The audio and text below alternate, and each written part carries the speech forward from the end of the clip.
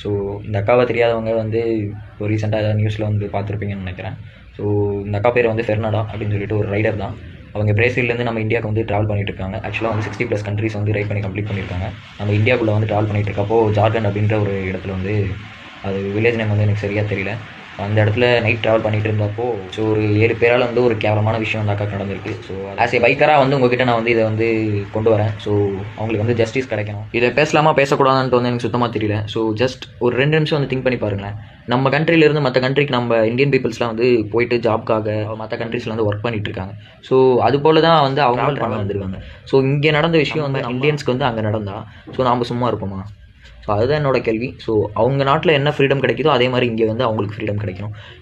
அவங்க வந்து நம்மளை டிஸ்டர்ப் பண்ண வரல, ஜஸ்ட் ட்ராவல் பண்ண வந்திருக்காங்க, சுற்றி பார்க்க போகிறாங்க, போகிறாங்க. ஸோ அவங்கள வந்து நம்ம டிஸ்டர்ப் பண்ண அங்கே இருக்கிற லோக்கல் போலீஸ் ஸ்டேஷன்ஸ் வந்து இதுக்கு சிவியராக ஆக்ஷன் எடுக்கணும் அப்படின்னு சொல்லிட்டு ரைடர் சார்பாக வந்து கேட்டுக்கிறோம். ஸோ